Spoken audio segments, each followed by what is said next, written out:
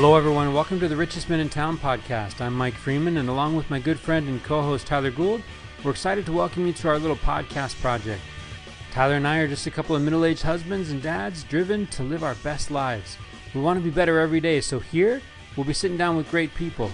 Not famous people, but great people that we admire, to learn their secret to living the rich life. Probably not the rich life you're thinking of.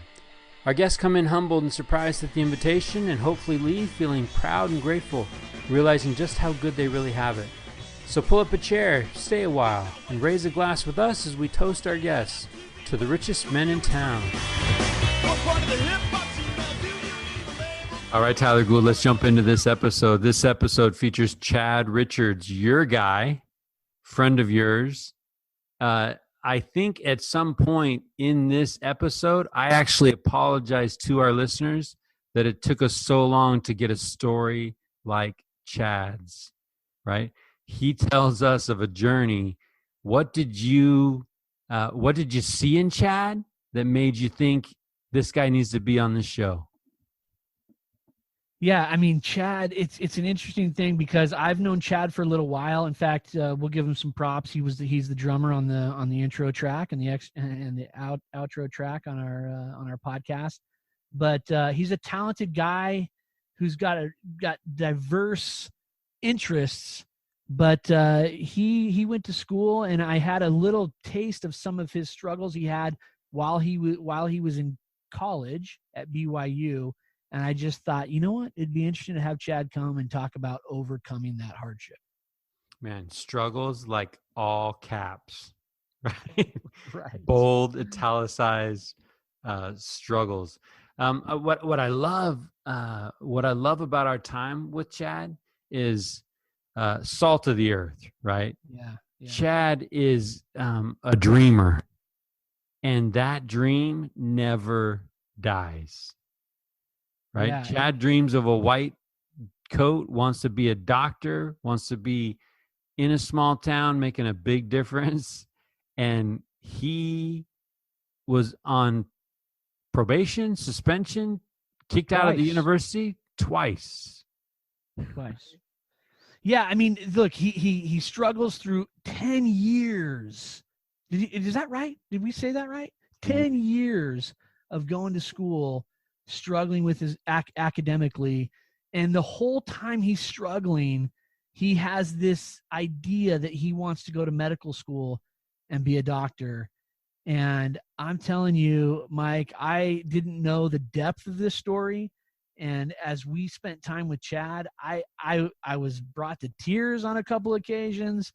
I mean, it was just a phenomenal thing that inspired me to really want to get off of my duff and do something about life. Yeah, you know? we talk about grit, we talk about grind to the listener that is struggling, to the person who kind of sees a dream fading out or thinks they're behind in life, right? Or to the person that just is struggling to hold on, right? Maybe even dealing with heavy things like depression, like failure. Man, Chad Richards is the guy you need to tune into.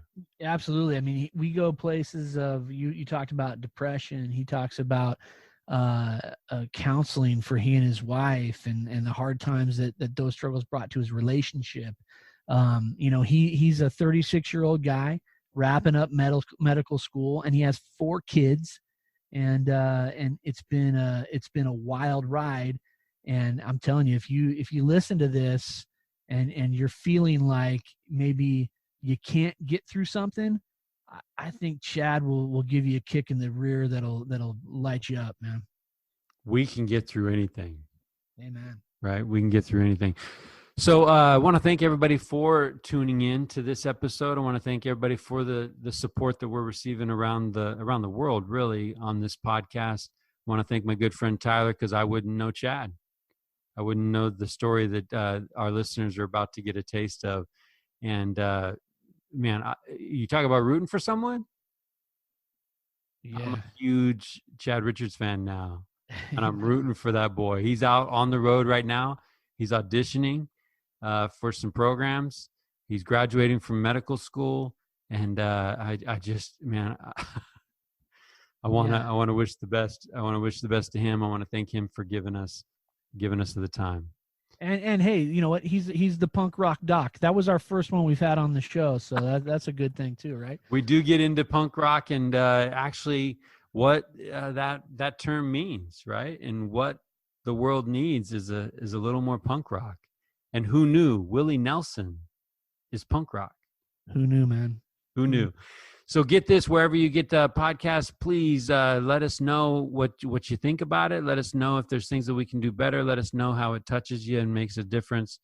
We've got a couple of platforms on Facebook and Instagram. We've got a couple of interns working hard at posting some social media to keep you tuned in with what this Richest Men in Town podcast is all about.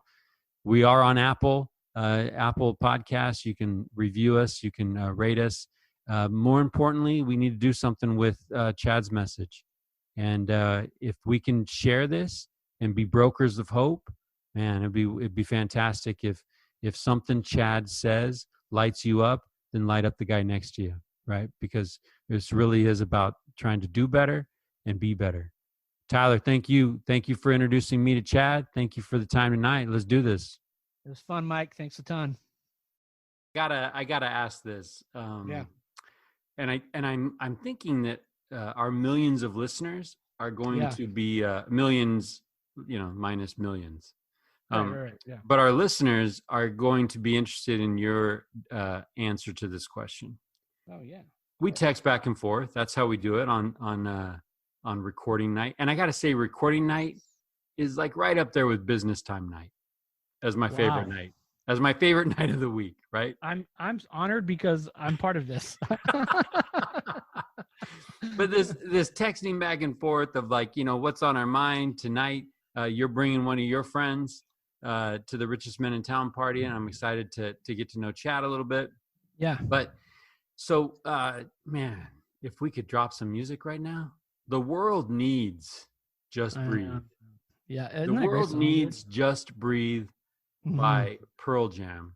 So, so I'm listening to it. We have a conversation. You're like, man, that makes me think of Just Breathe. And I'm like, I'm going to stop what I'm going to do right now. And I'm going to listen to that song, because everybody should actually stop what they're doing right now and listen to that song. And then you go kind of throw a curveball at me and say something like, hey, Willie covers that. Yeah. I love Willie, man. And I'm like, Willie Nelson and Just Breathe. Interesting. So you send that to me, and then you drop this hot take. Yeah, right. You say Willie Nelson is punk rock. Yeah, absolutely. 100%. Explain this. Explain this right now. Right? Explain Willie is punk rock to me and to our listeners right now. What in your mind is punk rock? All right. So the conventional definition would be probably loud, screaming guitar music and mohawks and that kind of stuff, right? That's the conventional definition of punk rock.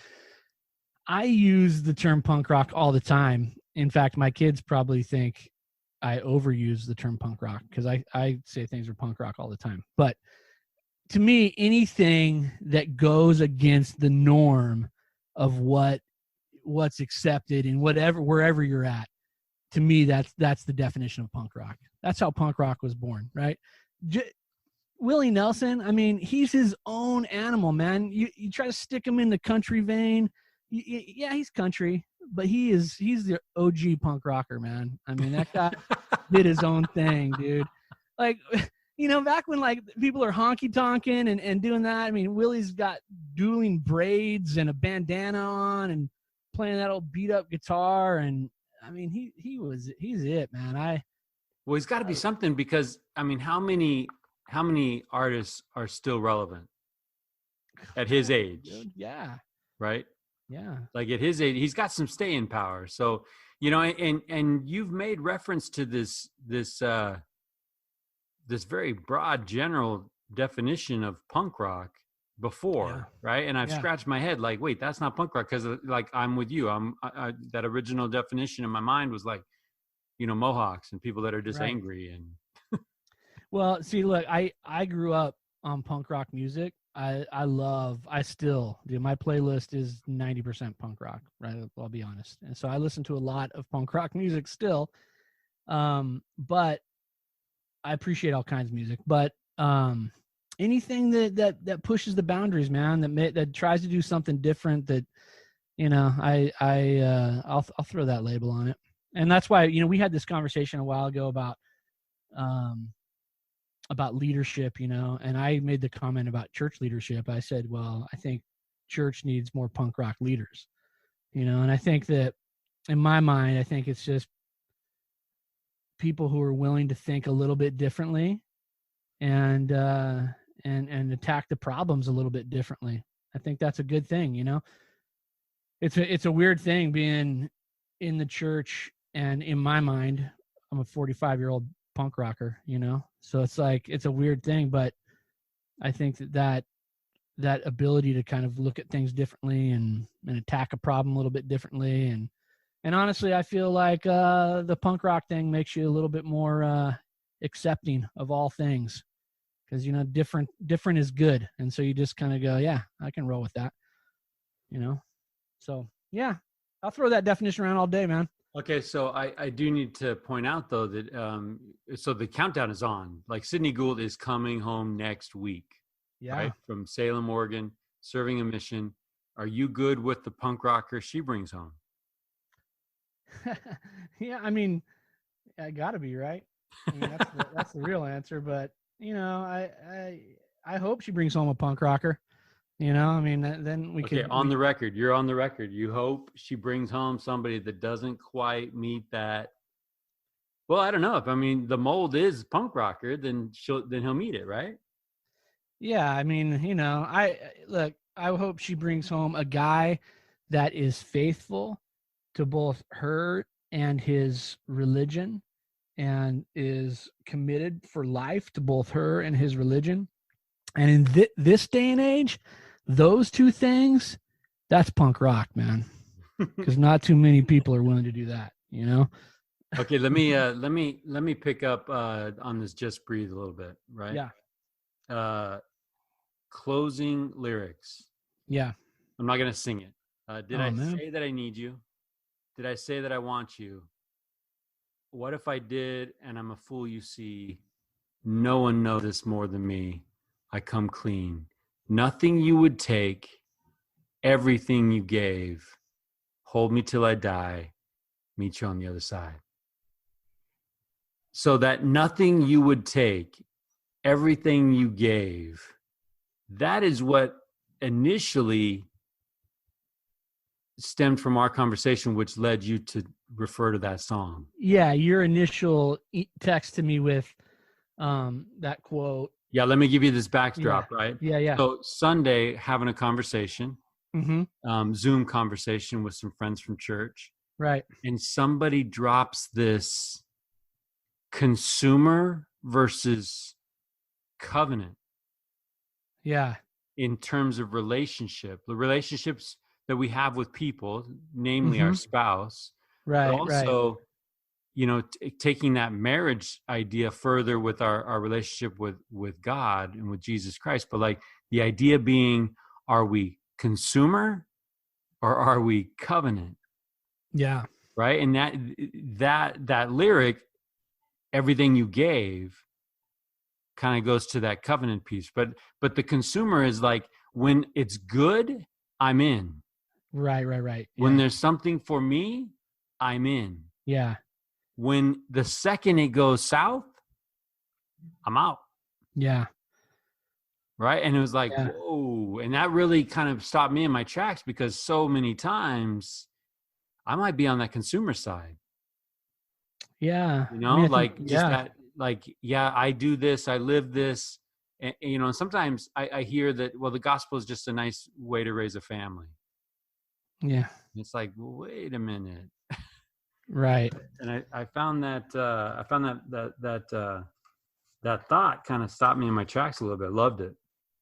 No, I did too, man. I thought it was cool. I didn't read the 12-page document that you sent to me. I didn't get through that. But I did I liked that, what you pointed out there, the consumer versus covenant. And that's what made me think of Just Breathe, the line that you just recited from Just Breathe. Yeah, I think that marriage is tough, man. It's tough, and it's like this. I think it is tough because you got to be committed to being selfless. Like now here's the thing about it that makes it tough is that in the middle of it, I'm definitely guilty of being the consumer, on many different occasions, but it's tough because you've got to be able to put yours aside and help and just focus on theirs. And more often than not, they're doing the same thing, right? So it's kind of crazy. What's up, Chad? Chad, welcome to the richest man in town. How are you, brother? I'm good. Thank you guys so much for having me on this show. I'm super excited. Well, we're excited. We're excited to have you. Yeah. You're jumping on, and we're a little deep right now, man. Like, I was really hoping that this was going to be about like what's my favorite movie or my favorite ride at Disneyland or something, or hot dogs or something. All right, hold on. All right, let's get deep. Let's do it. Hold on, Chad. Let's back up. Let's get shallow. What is your favorite movie? Oh, Rocky, hands down. Oh, dude, that's a great movie, man. What is your favorite ride at Disneyland? I don't know. Honestly, I just like going and having fun with my kids because I live in Florida now. So we got to spend time, before all the COVID stuff, going to Disney World quite a few times, and I never really look forward to any one particular ride. To be honest. Well, I should know this about Tyler Gould, but I don't. And this could be a game changer. This could be a deal breaker. Your answer to this, Tyler Gould. Your favorite ride at Disneyland? I mean, for nostalgia, it's got to be Space Mountain. Because when I was a kid, when I was old enough to not have to be by my parents' side all the time when we were at Disneyland, it was like a beeline to Space Mountain, man. And you just went as many times as you could. And that was the fastest ride at Disneyland back in the day, Right.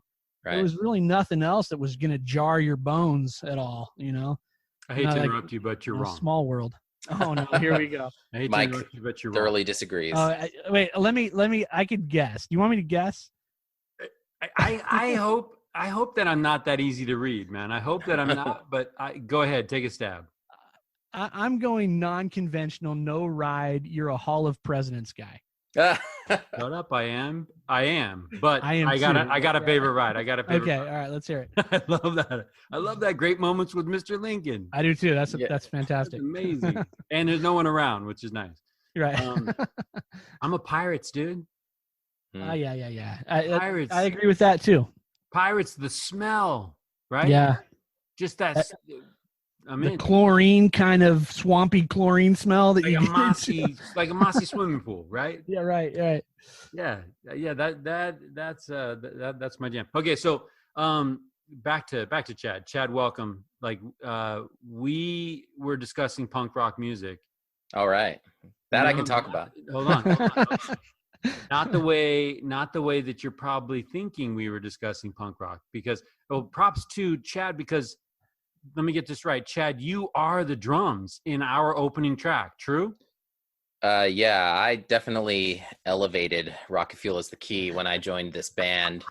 And that is no lie, dude. Didn't ever have like a real drummer in this band. And then I sat down and Kurt, who's also been on your show, was like, "Hey, Chad, can you do this?" And I was like, "Yeah, I can do that." And it just blew his mind, man. So no, we'll get into like your life and the important stuff and like wife and kids and what do you want to do with the rest of your life. But like, let's back up and tell that story. How do you find Rocket Fuel as key, or how did they find you? That's a good question, because like I grew up in Northern California. I went to high school in Redding and stuff.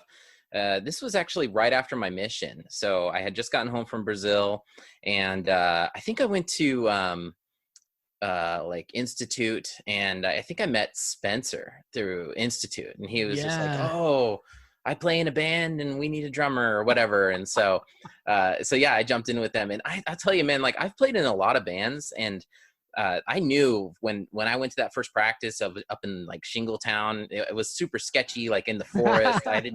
I felt like I was going into like something out of a horror movie or whatever. But like, I was like, dude, these guys really like punk rock. Like like old school skater punk, you know.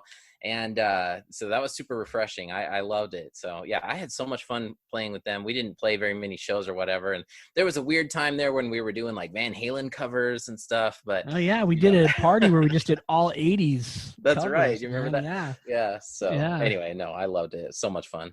So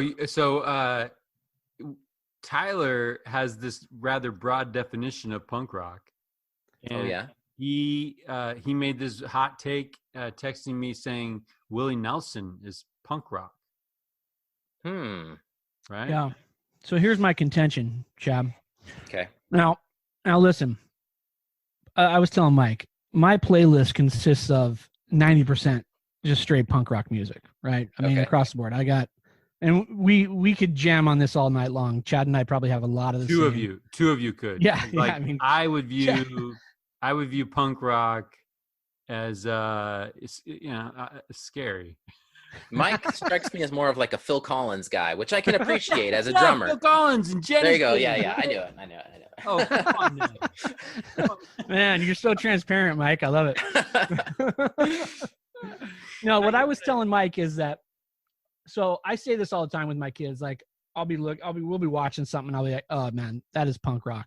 I use that term a lot because I feel like anybody who's doing their own thing that's kind of pushing against the norm is punk rock in my view, you know? So like, and I was telling Mike, even beyond like music, because I do think Willie Nelson is kind of an OG punk rocker. He doesn't get credit for it because he's a country guy, but he's done his own thing, man. He's out there, you know, guys were standing there in like rhinestone suits and Willie's in there like with a bandana and braids and smoking a joint and playing whatever he's playing, man. I give him a pass into the club of punk rockers, man. So yeah, that's fair. But I was saying, Chad, so I was telling Mike a while ago that I was talking to a friend of mine, and this is going to veer us off. So Mike, you can pull us back in if you want, but no, let's just go. Let's go. All right. I was talking to a friend a while ago who was struggling with religion in general and like her faith. And I grew up with this person and she's a punk rocker. You know, she had been a member of our church and she was definitely into like punk rock and went to a lot of the same shows that I went to when I was younger. And I was telling her, I said, you know what? The church needs more punk rock leadership, man. And in my mind, she was like, well, what do you mean? And I'm like, people that are willing to like, you know, not push and try to change the religion, but to be able to look at things differently and be a little bit more accepting, maybe a little bit more, you know, willing to look at people and say, hey, I get where you're coming from, and we can, you know, you're welcome to be here. You know, I get what's happening. And well, we've talked a little I've bit. always felt like punk rock music. So if I could go back to being a kid, like a skater kid who growing up listening to punk rock music, like I would go to like these small punk shows with all of these big gnarly looking punk rockers, you know, scary looking guys. And I always felt like totally, like it was totally cool being there. Do you know what I mean? Like no judgment. It was just like, here you are. Oh, you're here listening to this music. You're one of us. You're in, you know? And so I always appreciated that about punk rock. You know, I just felt like that was sort of the way they looked at things. You know, I think most punk rockers looked at themselves as being outsiders. And so they were willing to like put their arm around people coming in and saying, hey, you want to hang? You're part of us, you know? Yeah, I definitely agree with that. That's punk rock. That's the definition of punk rock right there. There we go. See, Mike? So Tyler, I would think that you still take pride in being a punk rocker right now. Right? I mean, I would view that you're trying to mix things up a little bit and you know, think I don't want to say think outside the box, right? Blow up the box, right? Yeah, I mean, I think the older I get, the more I feel like there's really not a box. You know what I mean? Like we're all just kind of there, and we just need to figure out how to be there together, and it's all good, you know. Well, let me ask you this. Let me ask you this question too. And now that we have Chad in the room, we'll include Chad. I asked you the question: would you rather be gifted or gritty? Yeah. Be able to right? grind it out. Yeah, yeah. Would you rather be known as a gifted guy or a grinder? Did Tyler already answer this? Or is he not giving you his In the text, he started Oh, out with like something like the older I get. All right, so yeah. here's my take, Chad. And I want you're gonna weigh in on this, man. Okay. Because I feel like there's way more value in being able to grind stuff out. Absolutely. Yeah, there's a lot of people that are gifted, that a lot of people have talent, right? But maybe don't have the grit to like stick it out and ride out the real hard times. Yeah. And I'm a huge fan. I have huge respect for people that can just grind it out, and just, you're almost worn down to a nub, and you come out on the other side like, I did it. And in fact, I would go one step further. I would say there's very few people that are super successful are that way just because they're gifted. I think it has more to do with their ability to grind it out and stick to it.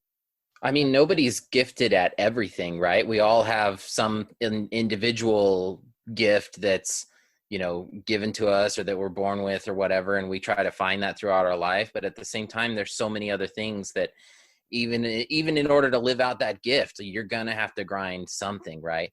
But I mean, just like I was saying that Rocky's my all-time favorite movie, right? Like the whole concept of that is just like, are you willing to work hard enough? Are you willing to go through whatever it takes to be where you want or do what you want? And yeah, I agree. I think that there's like it's so much easier to just admire, that kind of characteristic in someone. At the same time, like I'll tell you, like I'm in medical school right now, and I'm coming to the end of it, and so I've gotten to know all of my classmates and stuff, and some of these people are just some of the smartest people that you would ever meet. And especially like now going to these other hospitals and meeting, doctors and stuff that are just such incredibly smart, talented people. There's a lot to admire there too, right? But every single one of them had to grind to get to where they were, right? Yeah. And so, yeah, I totally agree. Like every person that you admire, yeah, they've got this element of talent that definitely carried them to a certain degree. But yeah, I think you have to be willing to grind. Well, I think that the key there is like what happens when the gifted hits a wall. Right. Exactly. Like I'm thinking of Dweck's mindset, right? That book Mindset or Growth Mindset. The idea being that, they did this experiment where the teacher would go in and say, hey, great job on that assessment. Great job on that test. You guys are so smart. And the other group, hey, great job. You guys worked hard. Mm-hmm. Right? Well, as it got more difficult, the people that were smart stopped trying because they didn't want to disprove that they were smart. And the people that worked hard freaking grinded, right? They overcame and they pushed and in the end, they outperformed the gifted. Interesting. Because when it's just gifted and it hits adversity, the research was like, oh, I'm gonna quit before I give you evidence that I'm not gifted. Yeah, right? That's really interesting. And where that grind and that gritty perseverance, they're gonna run through walls, right? They're gonna do whatever it takes. And for me, as an employer, I want grit.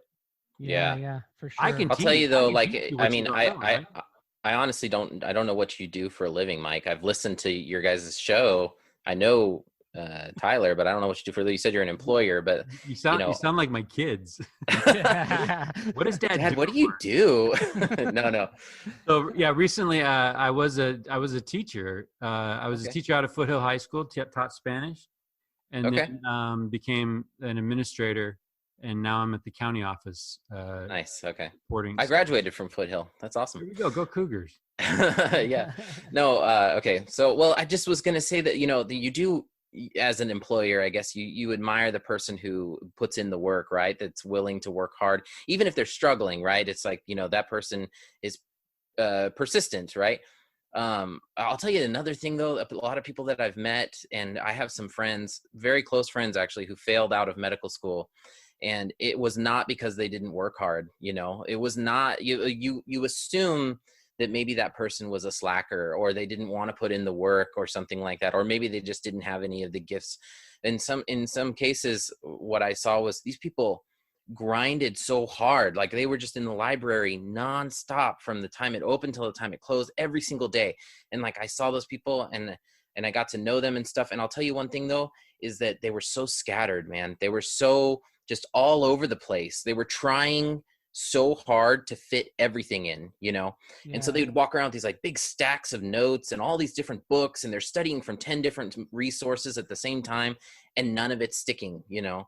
And so like they're putting in that work and they're grinding so hard, but they're just not being smart about it, right? You really need to just like pick something and grind that thing. You know what I mean? Like I don't skateboard, but I know Tyler skateboards. I mean, I imagine like if you wanted to get really good at a trick, you pick that trick and you keep doing that until you're really good at that trick, right? And I just watch these people, dude, every day they'd be studying something totally different, some other resource or whatever. And then the exam come around, they get their butts kicked, you know? And so, well, and that's Edison. And I think I've made reference to this before, right? And Edison's genius was focus. Right. Like, yeah. Look, I've got 24 hours in a day. What are you doing with it? Because I'm telling you what I'm doing with it. I'm doing one thing. Well, and I think maybe there's a misnomer that the person that grinds it out doesn't have the brains. They're just grinding, you know? Right. And the reality is, it's like Chad mentioned, like, you know, these people that have made it big or have been reached a level of success in whatever field they're in, they're smart people, right? But when the going got tough, they just kept going. You know, they knew that if they persevered long enough, this rough patch would eventually come to an end. They could see it through. So I think that there's a ton of brains and grit as well. You know, I mean, Rocky, you know, he was smart in his own way. So oh, man. I love me some Rocky. You know, so Chad, I don't know how old you are, but I'm 45, and at 45, you kind of just lose emotional control sometimes. Mm-hmm. And I've been jonesing to watch. You guys are gonna laugh at me. I've been jonesing to watch the movie Seabiscuit. And I've been threatening to watch Seabiscuit with my family. And this last Sunday, I pulled it up on Netflix and watched it. Everybody else falls asleep, right? I'm bawling. Right. I'm getting emotional. But here's the thing, right? I'm a huge fan of that underdog story, of that. It reminds me of Cinderella Man, right? I mean, that like, nobody's given that guy a chance. That's my guy. Right? Yeah, for sure. That's my guy. I think I'm the same way, right? Because I think we identify with the fact that, hey, I think I could be more, right? And I think that's a cool thing. I think like the idea that we just think like, hey, I could be more. Like if someone gave me a chance, or if I worked harder, you know, I could have done something different. Well, think about it. Just in your mind, guys, play out the last week of your life. What are we talking about? Last week or the last week I'm alive? What are we talking about? The last week that you have lived this last week. Yeah. Think of what do you have to show for it? Right? Yeah. Like when you talk about Tyler, I could do more. I could be more. We had a fiery exchange the other day on text, right? Of like these guys that are living these lives that are like, oh my goodness. You're right. And I'm like, maybe that might motivate me to mow the lawn. Right? What was that one guy? He was like I'm trying to find Navy SEAL turned astronaut. No, so turned doctor. His name is Johnny Kim. He was told that he would never, that being a Navy SEAL was going to be too hard for him. So he went and joined and became a Navy SEAL. And then after he got out of the Navy SEALs, he decided, I think I want to be a doctor. And so he went to school and became a doctor. And then after he became a doctor, he said, I want to be an astronaut. And he became an astronaut. So and I can't even get motivated to mow the lawn on a Saturday. Right. Like Johnny Kim's, he's an outlier, man. I mean, what are you going to say about this guy? Okay. But put me somewhere under the bell curve, right? Like I feel like I'm an outlier on the other end, right? There are things out there to be done. There are things out there to learn, and I think we're all needing that push, right? We're all needing that. Like Chad, I admire the heck out of you. You're talking about med school. Yeah, I'm 36, so I'm pretty old for med school, but I'm doing it, right? So yeah, like I think that's fascinating, and I think a lot of people grow up wanting to be a doctor, and they never get even close to smelling med school. Yeah. Right. Yeah. So Chad, I want to talk about med school because this is important. I think this is an important part of what we want to talk about tonight. But before we go there, I want to back it up a little bit. And even before that, I got to give a shout out to my friend Jaime, who gave me the Johnny Kim story. So Jaime, thank you very much. All right. Thanks, Jaime. That was a great story. Johnny Kim, richest man in town. Come on down. Jaime's trying to make us all feel bad about ourselves. So, all right. So before we get to medical school, why don't you just kind of give us a little bit of background of where you grew up, kind of your family, how mom and dad, give us the big picture, and then let's talk about where you are now, as far as wife, married, kids, all that kind of good stuff. Yeah. So 36, born in Mount Shasta, California, which is an hour north of Redding. Went to high school in Redding, and then went to Utah and met my wife, who's from North Carolina. So opposite ends of the country. Got married. Now we have 4 kids, 11-year-old girl, and then 9, 7, and 3 boys. So a girl and 3 boys. And let's just back that. Let's just pause right there. Go for it. Okay. Med school, 4 kids. Yeah, dude. I know. No. I'll tell you. I should have sent you this. I've even written a dumb magazine article about this. So, yeah. Every time I say, I people learn that I'm in med school, and then I have 4 kids. They always like, oh my gosh, And I always say the same thing. I'm like, say that to my wife, dude, because I'm just in med school. My wife is the one who's dragging my sorry butt through med school and raising 4 kids, right? Amen. I just go to school all day, dude. My wife is the one who deserves the name on the diploma and the, and all of that, because I told her when I graduate, I'm going to walk across the stage. I'm just going to hand her the diploma because she's the one doing the hard work, dude. 4 kids in med school. I mean, that woman is tough, dude. So anyway, that's me in a nutshell. Is married with 4 kids, California, North Carolina, came together, blah, blah, blah. Served a mission in Brazil, you said. Served a mission in Brazil. For your church. Tons of punk rock drumming through the years. Yeah, so. The main cog of rocket fuel is the key. That's right. But, So can I ask why med school? Sure. I mean, I can't sell cars for the life of me, and No. For real though, I've always wanted to do medicine because for me, I feel like it's always been this job that you get this privilege of taking care of people, but it's also a good living and stuff. And honestly, my very first initial exposure to oh wow, maybe med school might be a good career is I have 3 older brothers, and one of them is a doctor. So I don't come from a medical family. But my brother, who's 43 now, so he's a few years older than me, went through BYU, went to med school, went on to do residency at Stanford, and it's just this very, very smart, successful guy or whatever. And just kind of watching him do that was my initial maybe I should look at medicine, kind of thing. But I've done pretty much every job you can imagine I've done over the years during my journey of trying to get into medical school.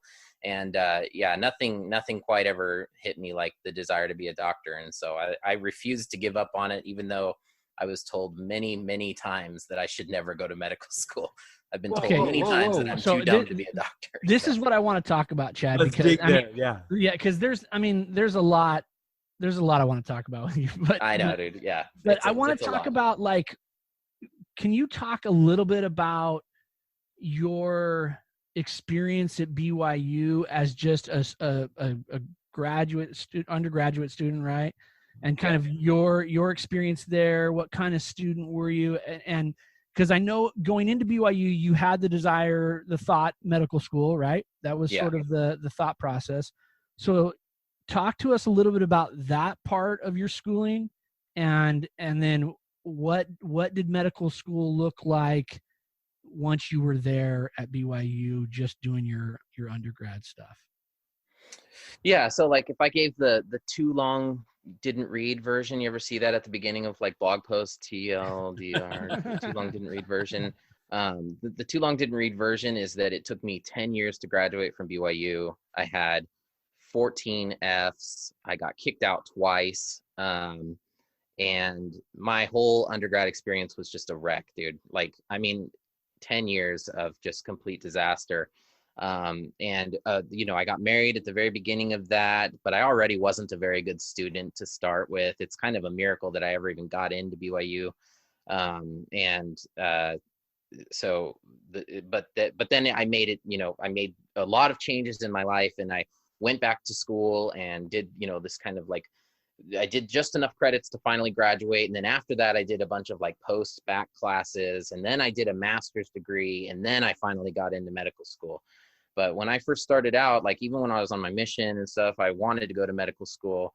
Finally came home, did some stuff in Reading, made my way out to BYU, got married, and just completely got my butt kicked in school so bad. And I was a terrible, terrible student, but I guess I just wasn't, I guess I wasn't smart enough to walk away from going to medical school or wanting to go to medical school. I had such bad grades that I couldn't go to nursing school. I couldn't go to PA school. I couldn't do anything in healthcare. I worked as a CNA all through those 10 years, and I worked in the hospital there in Provo, and always had this kind of exposure to medicine through those years and stuff. But yeah, those 10 years were long, hard, very difficult years. And we can talk a little bit if you want to about like what changed and how I managed to figure that out. But that experience at BYU was terrible. I need to know, like I'll tell you, I went into college. I was not a member of any church. I didn't have any aspect of religion in my life, and I was a wreck. Yeah. This is a junior college. I started 15 units and I ended with a C in philosophy. Right? And I wasn't even smart enough to drop the class in that window when you can drop it and not get the F, right? I was just dropping things and I didn't care. But then, everything changed when I found that direction. Everything changed when faith became a power in my life. And so I hear 10 years of struggling, 14 Fs, and then you say, and I made some changes, and I gotta know what changed and what brought about that change. Yeah, I've honestly tried really hard to like narrow it down to that hinge that really made the change. But I think to kind of unpack that a little bit, I think it's important to know that like I didn't have, and I think a lot of people in these bad situations are the same way that I was. I didn't have like one particular problem. You know what I mean? I didn't have like, some weird like addiction or any kind of like problem per se.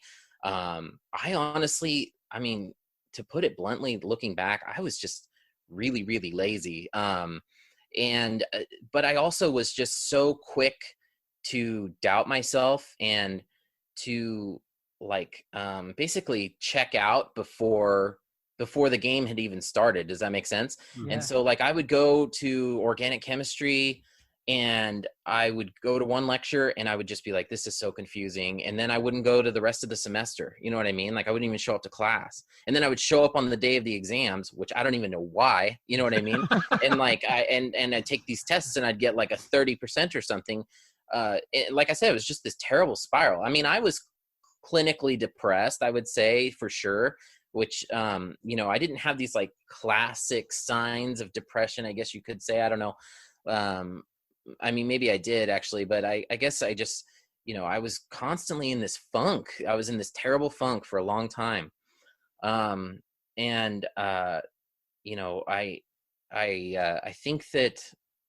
think a lot of that changed for me when my wife and I kind of just got on this same page together of doing school the right way.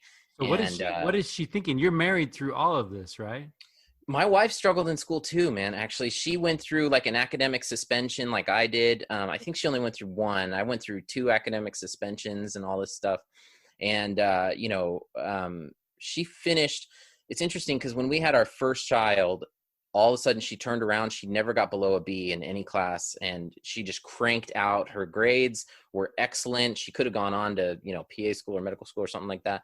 She wanted to initially, but then after that, after we had our first child, she started doing super good in school, but she just wanted to finish and be done and be a mom, which is awesome. I was all on board for that. I admire that. And so, she knew what I was going through, like she understood that I was struggling because she had struggled too. Right. Right. And so she was supportive of me, and she knew if I were married to anyone else, dude, there's no way I would have ever made it to medical school because, she knew that like I didn't want to give up on this. So she wasn't essentially going to try to talk me out of it. Everyone else was trying to talk me out of it, but my wife didn't. Go ahead. Just say something that just outside looking in. Yeah. And I don't want this to be harsh, but there's dreams and then there's pipe dreams. Yep.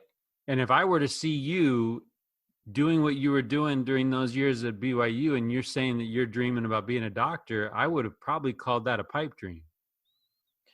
That's the thing, man. Like it was a pipe dream. That's the thing. It was a pipe dream. And I had discussions with schools from other countries. Even I thought about going to medical school, like overseas somewhere or something, because I had this pipe dream, right? I didn't have a realistic understanding of my situation.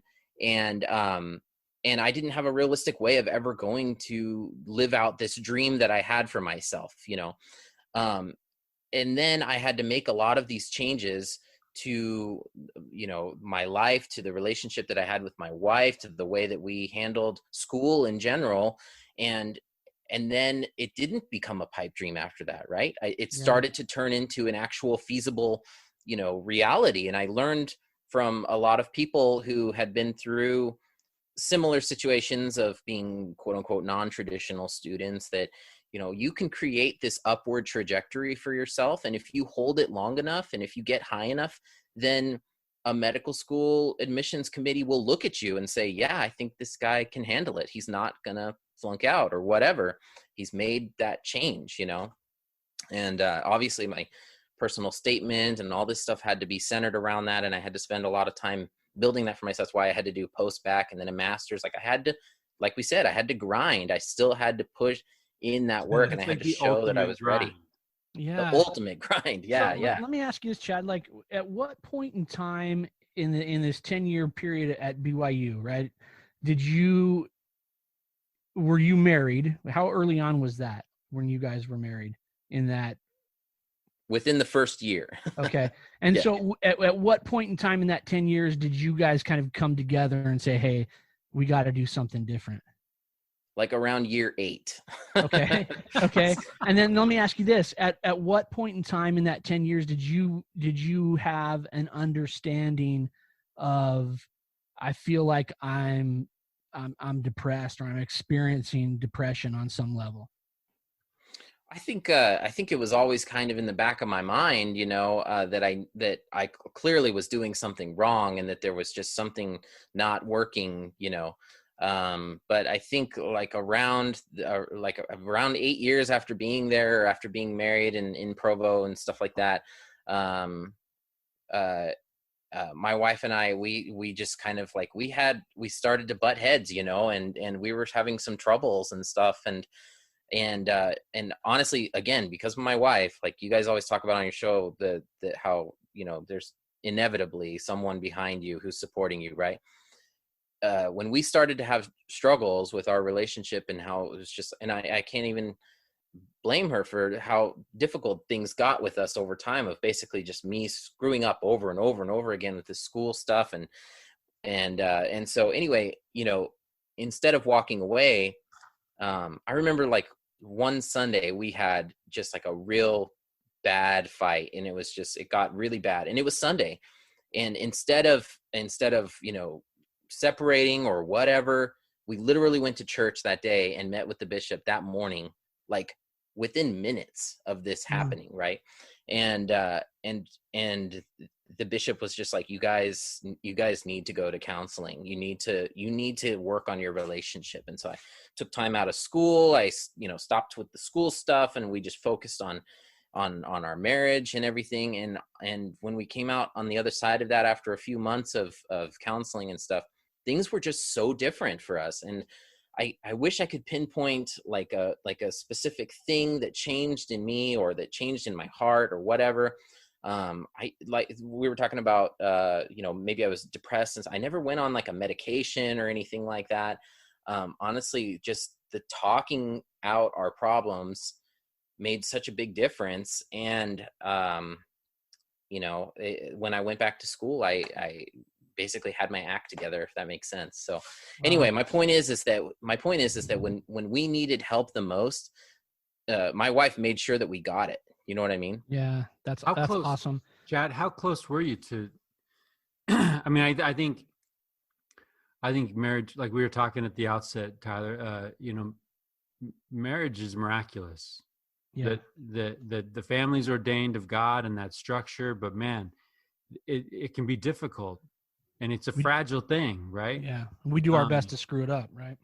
Right. But how close were you, Chad, looking back now from a much better place? Yeah. How close? Yeah. I mean, now that we're so far separated from that, and looking back on it, I mean, like I said, if my wife hadn't been like, look, church is about to start in an hour, let's go. And let's not even go to church. Let's just go meet with the bishop right now, because he's there, Yeah, you talk about a hinge moment. There it is. I guess that is a hinge moment for our relationship. That's a hinge moment. Right. I don't know I don't know why or how that changed so much. Because like my messing up in school and struggling with all of my personal stuff was not a result of our bad relationship per se, but as our relationship started to deteriorate or whatever, once we started working on that, I guess things really changed for me personally. The same way that they changed for Allison after our first kid, they changed for me after we got help on our relationship, I guess. But I guess that would be kind of the hinge moment. We would not be together if we didn't go to church that day. That's so crazy. I love that story. Usually I save this kind of question for something towards the end of the program, but we're just going to throw the script out, right? Like, yeah, you're in someone's ear right now, and someone is having that script run in their head, right? Man, I keep screwing up. When am I going to get this right? Man, I'm such a screw up, or this or that, and she's going to leave me. And like, what would you say to that guy? I would say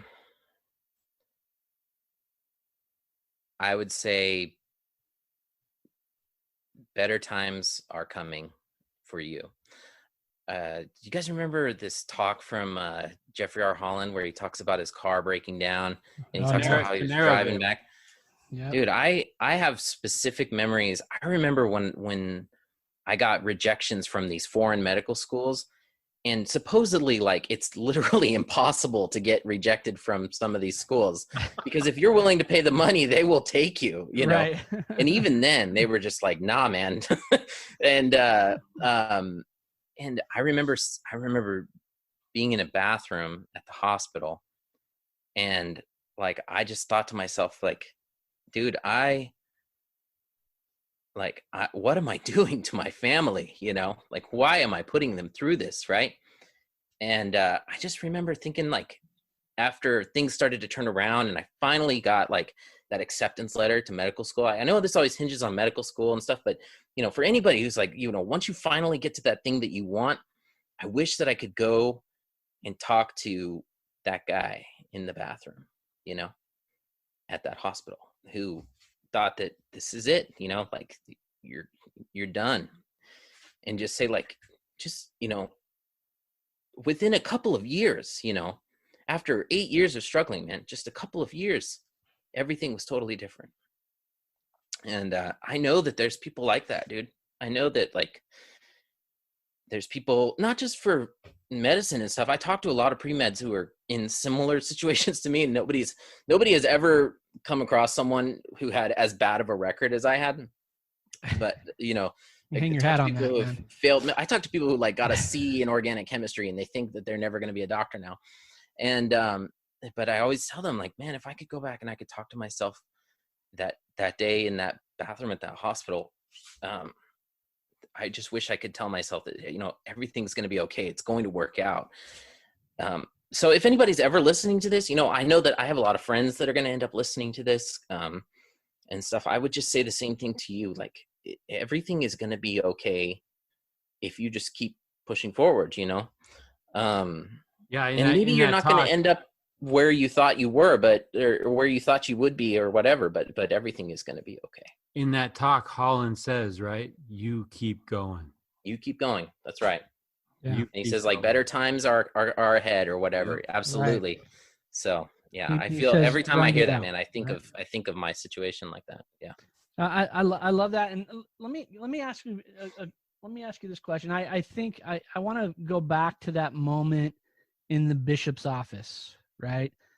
And let me just say, your wife, man, crazy courageous. Absolutely, Like, dude. Total right? That's powerhouse. crazy. Yeah. Yeah. I mean, don't mess this up. And Chad, come on, hang on, all right? Because she sounds amazing, all right? But in that moment, and when you're sitting in the bishop's office, and he says to you, "You guys need counseling." What does that feel like to hear that? Can you talk about that for a second? I'll tell you, yeah, I kind of remember one of the specific things I remember coming out of that meeting and thinking about what he had just said was I was amazed at how positive he was about that, you know?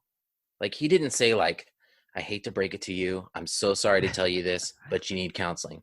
He was Right. just like, you need counseling. You need to work together and blah blah blah, you know what I mean? And so I remember coming out of that and just being like, I feel really uplifted after that meeting. Yeah. I didn't feel like I was being reprimanded. I didn't feel like we were being told that we're bad people. Right. And so Everybody needs counseling, honestly. yeah, Right. Yeah, that's for isn't sure. that what this show is? Aren't you guys just basically counselors? Yeah, Mike's my counselor, man. He's my getting me through counselor it, man.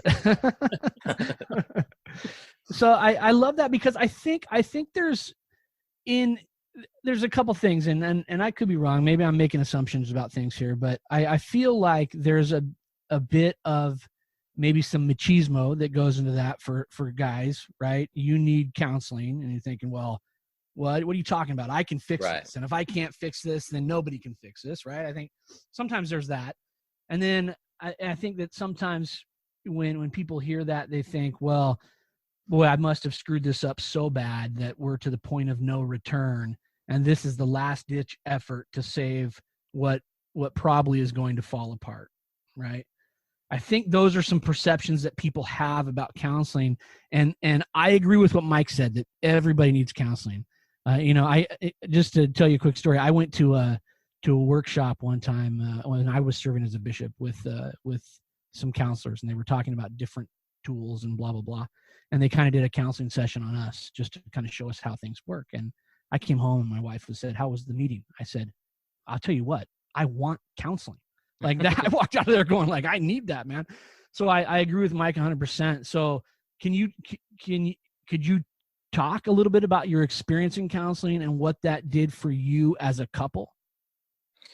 Yeah, actually, we went to, and I tell people who I personally talk to that I feel like could benefit from counseling and stuff, that if you have the opportunity to go to like a university counseling center, if there's a college in your town, we went to the one at BYU and it was free, you know?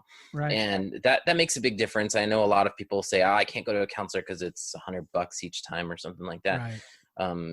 I really recommend digging around and looking for free counseling that exists in almost every town. There's going to be something. But the thing that was so good about going to a university one was because we were with students. They were psychology students or whatever, and so people that you can sit down and just kind of relate to. Some of them weren't even married, but it's just kind of this third party to talk about your issues, and they help you kind of work through things that you didn't even know you were struggling with, and stuff like that. And we learned a lot about ourselves in that process. We learned how to communicate better.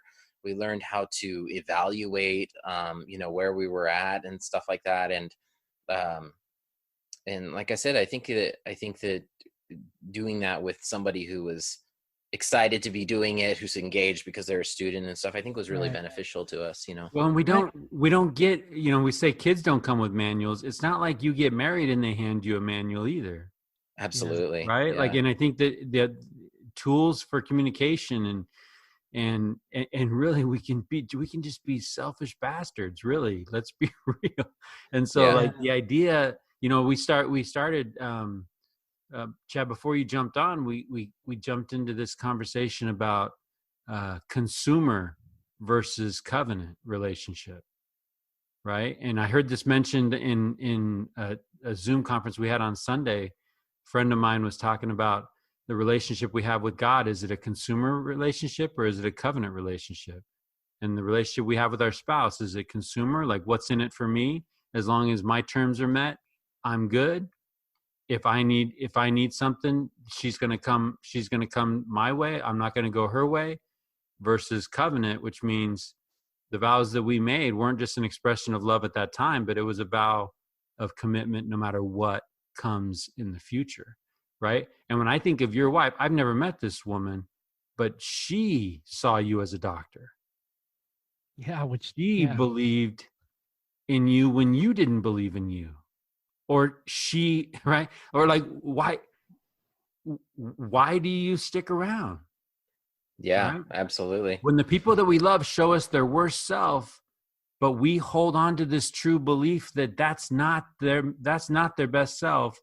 That's not who I'm in love with. And I'm just going to put up with this because there's something better. There's a lot of people that don't do that. Yeah. Yeah, I agree. I think that the people who are wanting to contribute are the ones that who get the most out of it too, whatever it is that they're working on in their life, if it's marriage or anything, honestly. That's definitely my wife in a nutshell. She was the one. And man, I don't know if you have already. I don't know if you have already, but all those boys you have, I'd name a kid after that bishop. Yeah, that's true, dude. We still talk to that guy. A dog or something, right? I know. Yeah, for sure. Let me back up again to. I just want to make. I want to talk for a second about the counseling, because you talked about tools and them giving you the kind of the tools of communication and evaluation and those things, and that process of implementing those into your relationship. I mean, I guess what I want people to understand that are listening is that counseling isn't the fix, right? It's you, and it goes back to that idea of grinding, right? You're given the tools, now you have to implement the tools and do the work to get this ship righted. Is that a fair assessment? Yeah, absolutely. Counseling is like getting a personal trainer at the gym or whatever, and you're not just going to magically become, physically fit and in really good shape because you've got a personal trainer, right? You still have to put in the work and stuff. But a personal trainer can also be there through your progress and help you see the changes that you've made, right? And so that's kind of the benefit of counseling, I guess, in that sense. And a lot of the stuff that we were taught about, just like how to listen to each other, it's stuff that sounds like common sense to probably a lot of people. I think of that other guy who you guys had on your show, was talking about when he has a conversation with someone, he says, do you want sympathy or solutions, right? Yeah. And that kind of stuff is stuff that we had to learn together, like I said, we didn't have like some big issue happen. There wasn't like some like infidelity or something weird or anything like that. It's at the same time, it was just, we just didn't have a healthy relationship that was ready for something as arduous as medical school. And I think it's important too that we recognize that, like when I have an argument with my wife, and yes, I have arguments with my wife. And Mike Freeman's probably seen some of them. I don't know, but yeah, I have arguments with my wife, and when we do, it's typically because one of two things: one, I haven't communicated well what my issue is, or two, I haven't listened well. Right? I think those are the two things. So I've been married 23 years. And if I'm wrong, we're going to edit that and just dive into it. But 23 years. And in 23 years, I'm still working on that. You know, that's a work in progress. And we're all evolving, right? Like I'm evolving, my wife's evolving, my kids are evolving. And so the way that I listen or the way that I communicate has to be evolving. I mean, I believe that.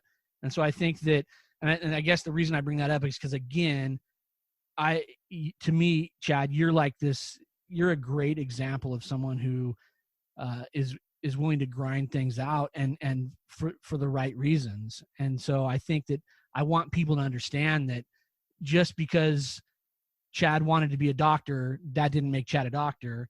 And just because Chad wanted to have a good marriage didn't make it a good marriage, right? It's work and it's effort and it's all these things that go into it. Can I before we totally leave this, I think that there's another application, a little extension of that, right? I mean, I think so many times we say, man, that counselor changed my life, right? That bishop changed my life. Or, you know what, I read that book or, you know, I was reading in the Bible and that verse changed my life. Or even, right, Jesus Christ changed my life. It's the work. It's the work Right. that changes your life, right? You had a choice, Chad, in that moment. Choose your own adventure. You could go back to that guy in the bathroom and talk to him. You can go back to that guy in the bishop's office. And if you take pride in that room and you blow that bishop off like, we got this, you're not married, Yep. right? But you took the counsel. And you went and you did the counseling and you did the work that the counselor recommended, right? When I have an opportunity and it's presented to me, when truth is presented to me about who Jesus Christ is, I have a choice. What am I going to do with what he did? Right? And as I make that choice, I allow him to change me. Right? But like, it's so important and I'm guilty of this, man, that guy changed my life. No, that guy gave me something and invited me to do something about my life, right? Jesus Christ changed my life because I made changes, right? Because I had a choice. I was presented with the choice. Do I accept him? Do I follow him or not? And I think it's really, really important before we move on to this concept of doing the work. If we don't do the work, change doesn't happen, right? And we just drift and divorces happen and dropouts happen and all kinds of other things. Your drive, man, is admirable to drive through what you've driven through and that pathway. I mean, there's a lot of different questions and things I would love to chat with you about. But before we go anywhere, I just want to make sure that we understand that it was because of the choices that you made, right? That you're where you are. Yeah, I mean, because of the work, right? The work Right. that we put in. Yeah, I agree. And I think a lot of people are going through life waiting for someone to come up and change their life. You know, it's like Dave Speck. I grant you permission. Freaking do it. Right? Although, you know what? If I win the lottery, fellas, Peacing out of this show. That's the end of Richest Man in Town right there. No. Whole new meaning, man. Yeah. Hey, Chad, I do want to, sometimes we talk about heavy things and because we talk about it a lot, I don't want it to ever be flippant. You mentioned depression. Yeah. And we've talked about addiction. We've talked about heavy, hard things. I'll tell you that I had a conversation with a dear friend who's since passed away, and he changed the way I viewed depression. I always thought like do right, be right, feel right, Mm-hmm. right, and it was like simple as that. Like in my own little black and white mind, it was like look, I'm going to do right and I'm going to feel right. And if I feel wrong, something must be wrong with what I'm doing, and I got to repent and make some changes. And I would share that. I would teach that. I would talk to people about that. And one time, a good friend of mine, John Brandenburg, came up to me and said, "Hey, I need you to understand that there are some times people do right and they don't feel right, and there are some times that you can't just go and say cheer up, right? There are some people in holes where they don't see color in the world." And so I just wanted to hit pause with you, Chad, and talk a little bit about coming out of that, right? Yeah, I think that honestly, it's been something that I've always kind of been afraid to talk about a little bit, because because I've always wanted to be a doctor, right? And you know, in healthcare, you know, there's such a bad problem with burnout and with suicides and stuff like that, and that you can't show weakness in that sense, and you Right. can't hint at the idea that like this person's going through depression or something like that, because immediately they're going to think, oh, this guy's a liability, you know. And so I've always been kind of like hesitant to talk about it, and but at the same time, I think that you know, having come out on the other side of that and having it's been like 6 to 8 years since that, all of that, you know, this long stint of basically having gone through it and being able to look back on it.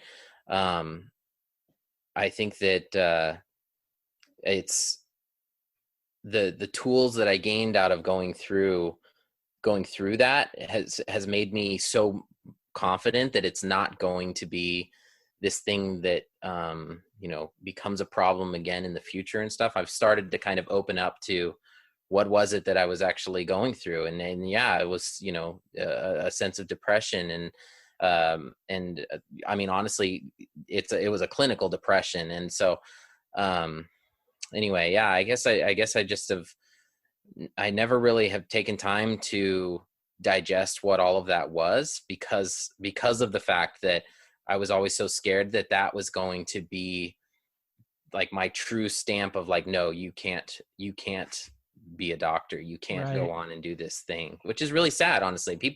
Normal people go through that type of stuff. And Absolutely. and you know, doctors are normal people and stuff. And so I think that stigma with it is terrible, honestly, because of the struggles that I have had and have gone through. um I'm so much a better person because of it. I'm able to relate to people that are going through Yeah. these terrible things on such a different level because I've lived it. And so there shouldn't be this element of shame with that, you know. And if I could ever recommend like a person to look up, or a TED Talk, I know you guys are big on that stuff. You guys like read books and try to make yourself better and all that stuff. I just like anyway, so I have a TED Talk I watched one time. And no, this lady, her name is Pam Weibel, and she's a physician, and she's very open about the idea that you know, you should be able to talk about these difficulties. You should be able to step away for a time if you need to, and stuff like that. And so anyway, you know, she's one of these like people who's really forging ahead this idea that it should be okay to work through these things and talk about them. So Well, we'll include those in the show notes. But when you say shame, I think I just want to beat this drum again, Tyler, and I've said it before, I'll say it again. 122 people commit suicide in this country every day, right? yeah, So when you say that word shame, I just want everyone to hear me say this, right? We make mistakes. Shame, when shame comes, shame says you're the mistake. And that is the voice we've got to turn off, right? You dropped a TED Talk. I'm going to drop a TED Talk, right? Brene Brown on shame and her work, right? We make mistakes. We are not mistakes. We are children of God. we're capable of so much, and we need to be patient with ourselves. We need to exercise grace. We need to exercise self-care, right? Because that's a freaking airplane going down every day and no one's talking about it. Well, and I would say too, like, before we move on, I think that it's important to recognize too that it's not, I know people that suffer from depression or anxiety, and it's just there. It's been there. They've dealt with it forever, and they're dealing with it, and it's hard, right? And I think that, thank goodness we live in a time where we're more open to having that discussion about those kind of things, and we understand it for what it is, and we're not saying, hey, something's wrong with this person because they feel this way, right? I mean, the reality is, whether we're clinically depressed or whether we're stuck in a deep dark funk, we've all been there on some level, and I think that we need to exercise more empathy and more compassion and help pull people along as much as we can. And I think that having this discussion with you, Chad, where you mention these things, I mean, your experience obviously is different than some people's, right, as far as dealing with depression. But I think it's important that people hear it and say, well, shoot, maybe I'm not alone sitting here dealing with this thing, and I'm the only one that's gone through it. For crying out loud, Chad Richards is dealt with some stuff. He's gone through some stuff with his marriage, and he has spent 10 years at BYU, and 10 years at BYU is a long time.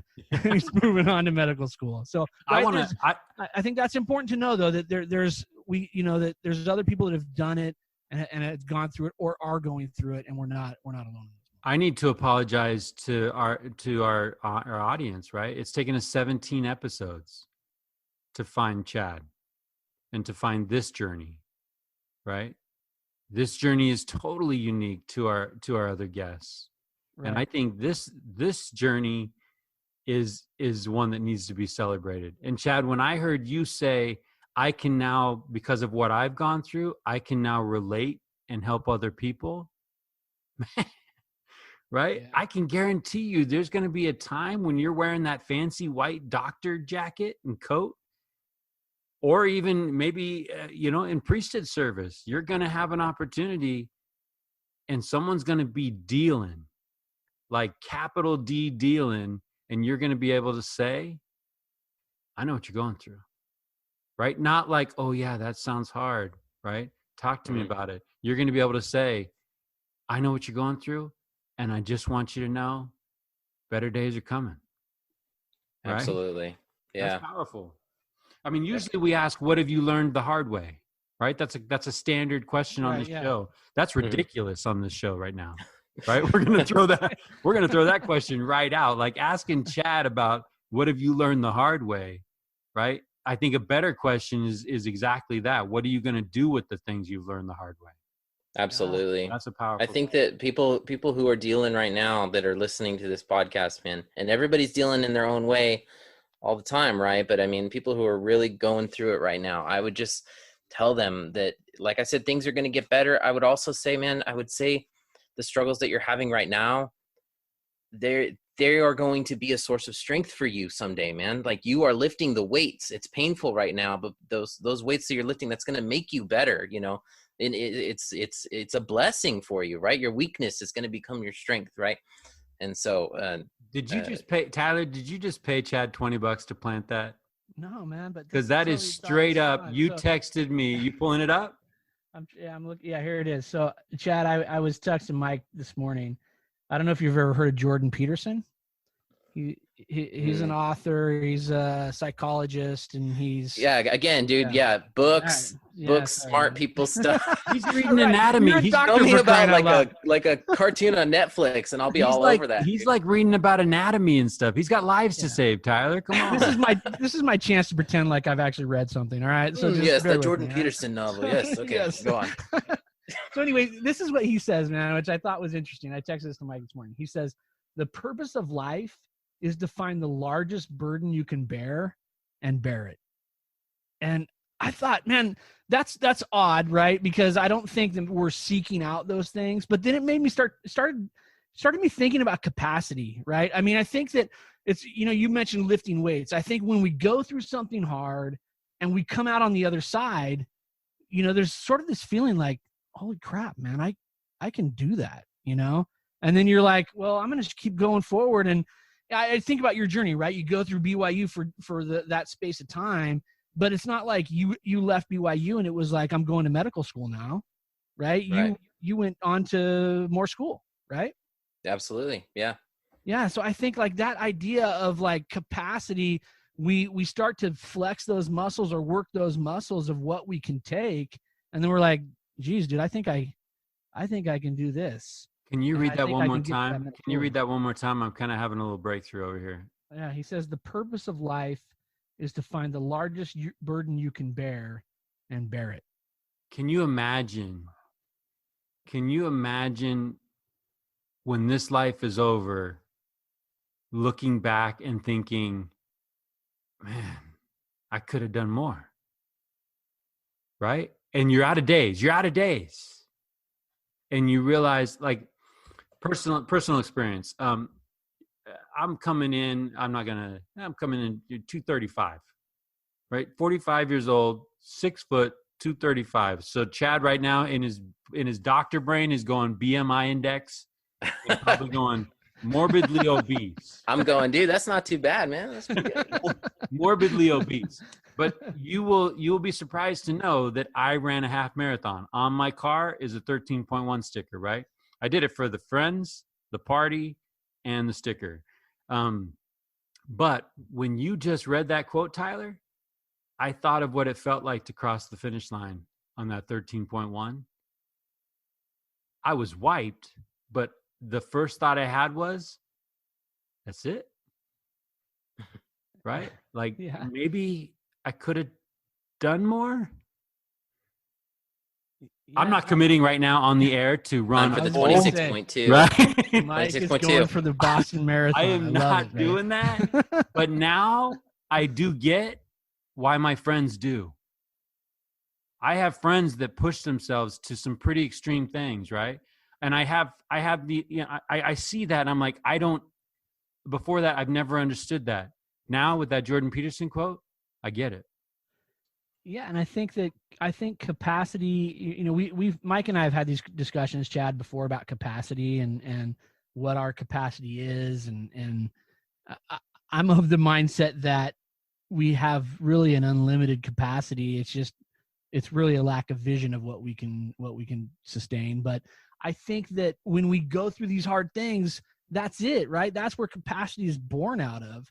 I mean, I love that thought, man. That thing fired me up. I read that this morning. I was like, hey, you're gonna crazy, but you're gonna appreciate this, Tyler. I was going for a walk, not a jog.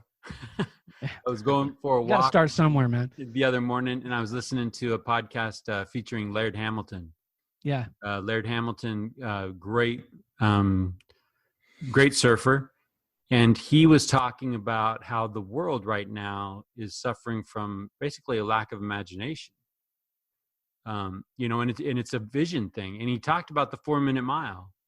And he said the first time, the year that the guy, I don't know the guy, we can look it up and put it in the show notes, but the guy broke the 4-minute mile barrier, 20 people did it the next year. Isn't that crazy? It was just a lack of imagination, a lack of creativity. They just mentally had a block and said it can't be done. Guy does it, 20 other people do it next, right? And he's talking about how he pushes the art of surfing, and he's one of the pioneers in toe-ins, and and like he's riding 80-foot waves off the coast of Portugal and doing crazy things that never before were even imagined. Yeah. And really, when you think about that creativity, what are we not imagining? Yeah. Right. What limits are we putting on ourselves just because we can't possibly imagine a Mike Freeman that weighs 200 pounds? Well, I would say this though, that I think there's probably people that will listen to this episode and say, there's no way I could become a doctor. Right. And I think that hearing your journey, Chad, and being able to say, well, shoot, maybe if I make some changes, maybe if I commit myself to some different things, there is a path. because it is hard to have that vision. I would say to you, Chad, that you're kind of a visionary to be able to stick with that and say, this is what I want and this is where I want to go.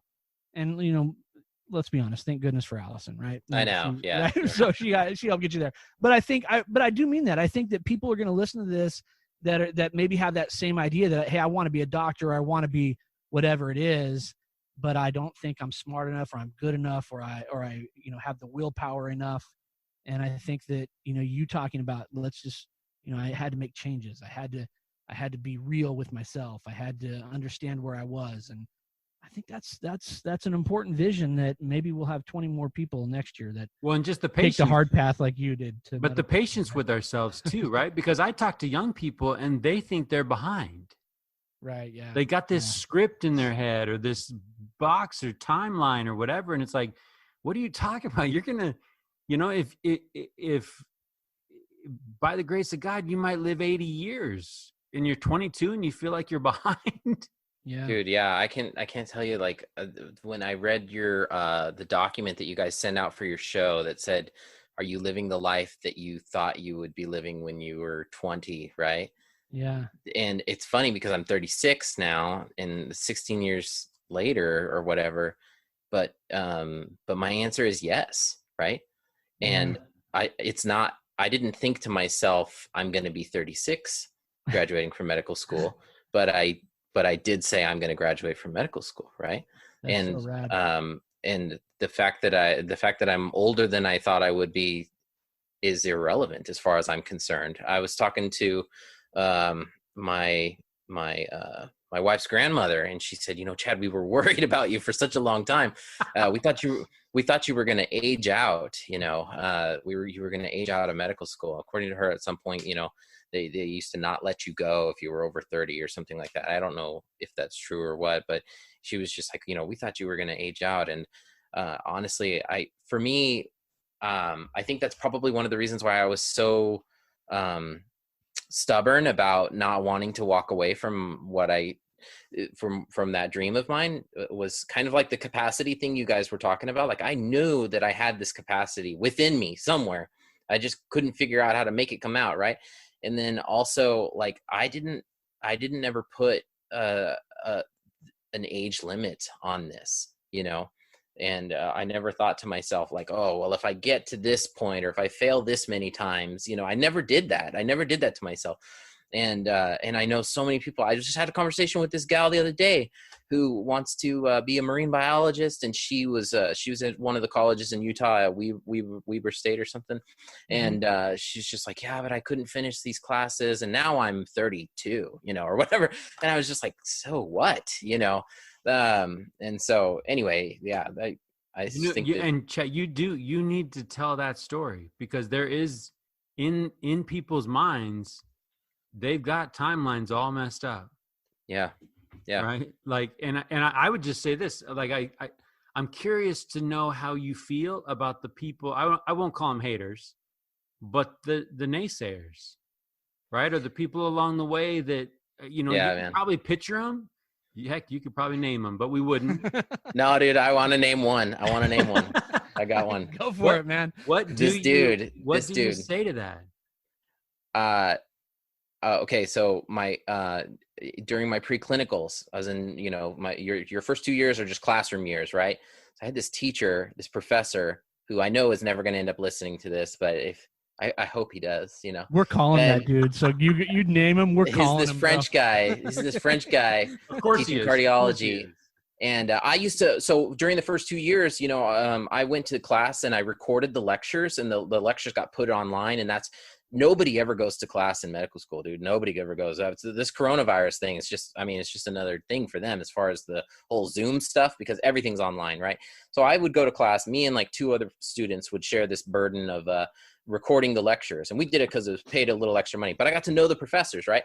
So this cardiology professor, man, he goes, oh, how old are you? And you don't look like one of the other students. Oh yeah, no, I'm 34, at the time. And he goes, well, were you a PA before medical school? And no, I wasn't a PA before medical school. And he goes, oh, are you married? Oh yeah, I'm married. I have 4 kids. He goes, you will fail this class. And I was like, what, dude? And he's like, I've met many students like you, and they always fail out. And he's like, you'll be gone by the end of this class.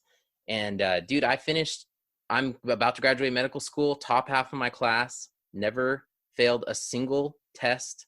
I busted my butt to make this happen, dude. After 10 years of failing. And so I finished that class. I got an A in that class. And I finished top half of my class. I got the board scores that I need for what I want to do. And I'm telling you, man, I hope that someday I can run into that professor again. Right, maybe he'll be at graduation, dude. I hope he's at graduation. Two things. First of all, that's punk rock, man. That is punk rock. That is freaking punk rock, dude. That's not just punk rock. That's Rocky. That's right. I feel like we just knocked out Apollo. I do too, man. And now, but I gotta know the professor's name, man.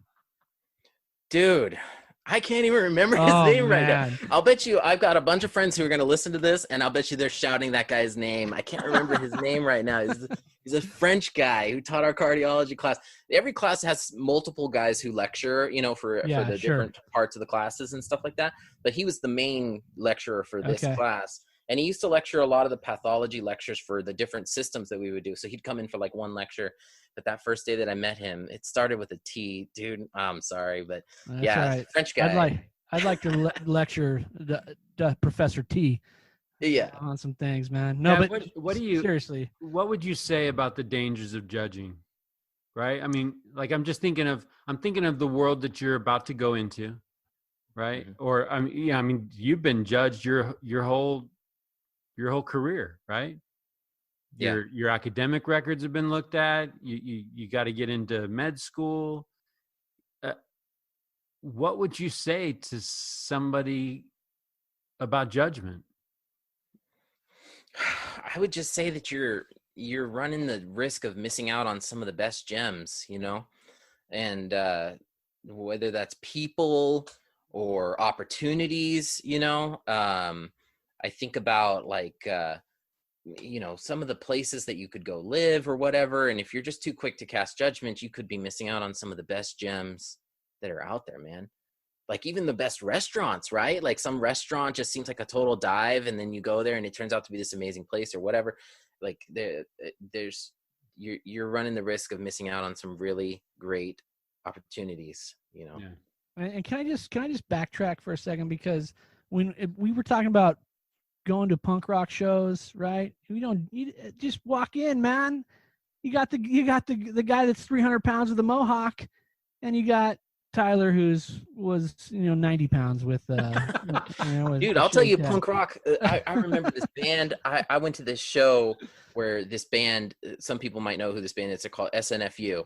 And love SNFU. Famous punk rock band, right? They're if you go to that Aerosmith Hollywood whatever roller coaster ride at Disneyland, they have SNFU stickers around there. So I mean, like, they're actually very popular, but people shout don't know out to Kurt Holmgren, who's a huge SNFU fan. Nice, dude. Okay, so I went to an SNFU concert in Reading at like a Grange Hall, crazy, or like an Elks Lodge or something, right. And everyone was so stoked about this band. And the band that opened for them, the junkiest equipment. They did not look like punk rockers whatsoever, man. And they started playing, and I was just like, oh my gosh, these guys. I didn't even stay for SNFU. I was so excited to get into my car and listen to the CD from this band that I had just heard. and I'm telling you, man, like, everyone looked at this guy. He had crappy drum set, crappy equipment, and they were by far the highlight of the show. You know what I mean? So yeah, total. Do you remember the name of that band?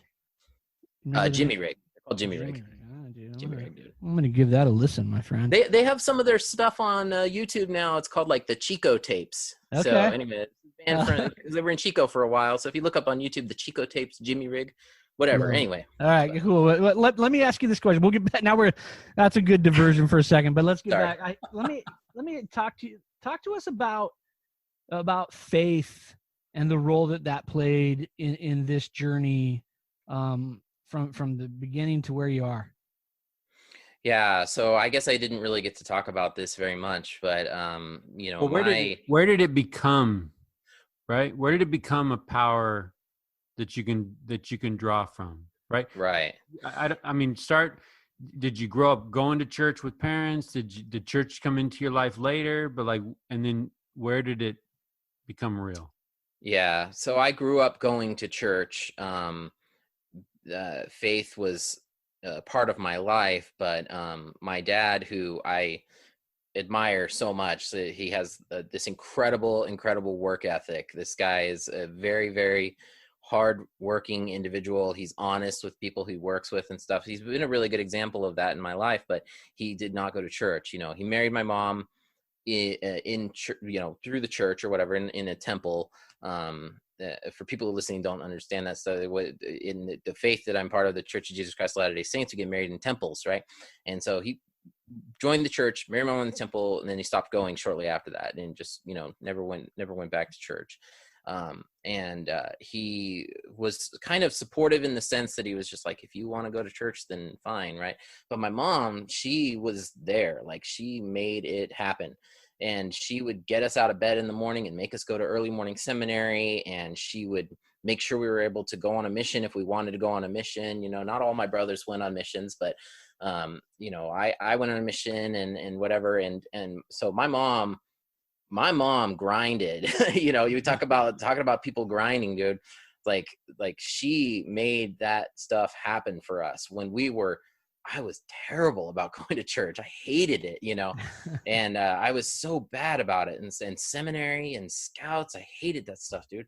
And then, but my mom grinded, and finally, when I got to be, you know, senior in high school, some of my closest friends ended up being members of the church and stuff, and that sense of community and camaraderie kept me going in church and stuff, you know. And then obviously went on a mission, and I had one of these, you know, kind of changing experiences for me, where the church became a much more important part of my life, and I gained a testimony of the Savior and all of that in my life, which definitely is what, you know, guided me to where I ended up and everything. But I'll tell you, I definitely, during those 10 years that I was struggling at BYU and stuff, and I was, even now, like my wife is the one grinding when it comes to that stuff. You know what I mean? Like, I always joke that I'm like this sack of potatoes that she just kind of like is dragging to heaven, you know?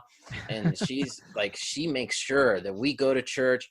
At home during this whole quarantine stuff, she's like, dude, we're doing a sacrament meeting, Chad, like go get the stuff, like this is happening, you know? And scriptures reading at night and stuff like that. And so anyway, yeah, that the faith that my wife has carried us unbelievably so, to the point where it strengthens my own faith. You know, it makes me reflect on myself and be like, man, I don't have half the faith that my wife has. Like, how much better could my life be if I would take it seriously the way that she does, you know? And so anyway, it's now it's to the point where it's definitely what carries me and keeps me going. It's the stuff that I look forward to in my life. You know, everyone's got their own sense of release in this world and how they, you know, work through tough times and stuff. And for me, it's church, you know, and I think that, yeah, I think that's because of my wife and my mom. It's funny, Chad. I think, first of all, as you're talking, I'm like, in my mind, I have this vision of like the line getting into heaven, and it's all these women dragging these dudes behind them. I think that's that's probably pretty true to what's going to happen. But no, man. I remember when I was getting ready to be on this show, I was like, oh, dude, Tyler and these guys, they've been like bishops and stuff, and I'm just like, I don't know. I'm just some dude who just like, people don't even know my name at church, man. Like, I go to church and I'm literally Allison's husband. Like, oh yeah, you're Allison's husband. And yeah, that's a good sign. That's okay with me. That's okay with me. For me, absolutely. That's a huge sign of respect for my family, dude. You know, when I got called to be bishop, I had a good friend, and he leaned over and he said, you know why they called you as bishop? I said, no. And he said, it's because you write things down in meetings. Oh.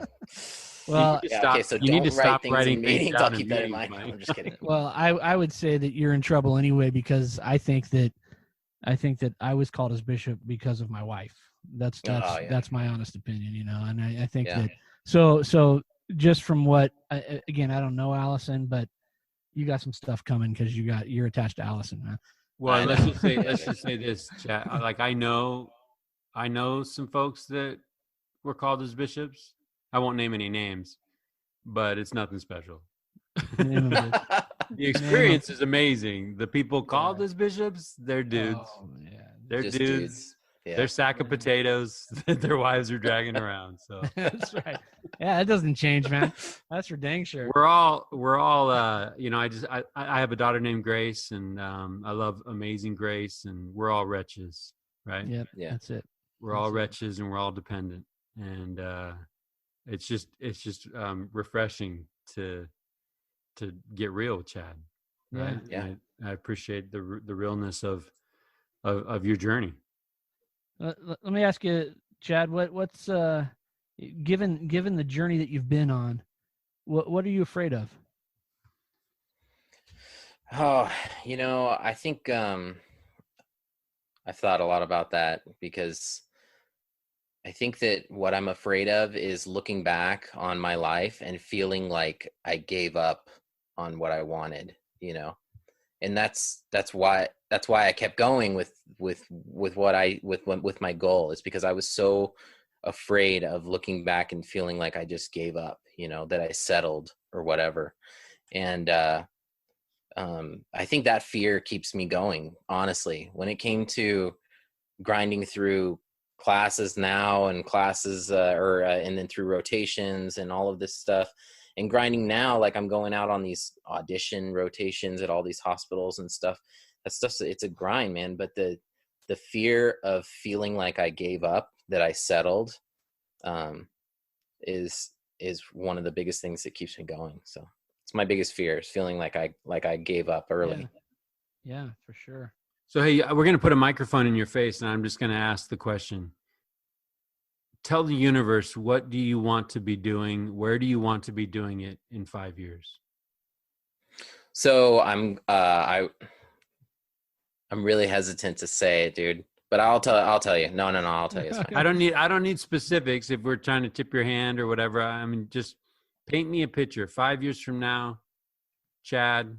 No. I'm joking, man. I'm joking. When in medical school, people are very reluctant to talk about what field they want to go into, because it's very competitive what they're doing and where they want to go and stuff.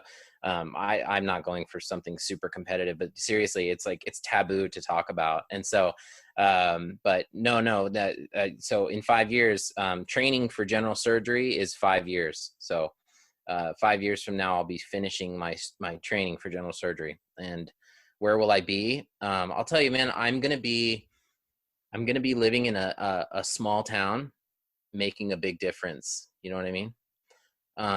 Like I don't want to just be like just another face in the crowd, or another number on some roster somewhere. You know what I mean? Like I want to go somewhere where I feel like we as a family are making a big contribution to the area that we're in. So I'm thinking like Montana, or like somewhere rural, I don't know, somewhere where we can go and really make a difference and be a big part of whatever community we're living in. So that's where I am in 5 years, man. I'm a general surgeon in a small town, making a big difference. I'm Allison's husband somewhere. And there is no way anybody listening to this is going to doubt that that's going to happen. That's going to happen, bro. I'm going to happen. I got hairy arms, and every hair on my arm just stood up. Dude, I'll tell you one thing about, you know, people who listen, a lot of my friends listening to this aren't familiar with church stuff. Let me just tell you one quick thing about our church is we get a blessing that's given to us usually when you're a teenager. It's called your patriarchal blessing. And this blessing is like a guide for your life. And my patriarchal blessing, man, it talks about pursuing higher education in the face of adversity, and training your hands to help other people. And we sat down, dude. We had an issue when I was about to apply to medical school. I was doing my applications. I had grinded to finally fix my GPA. I had grinded to do all this stuff.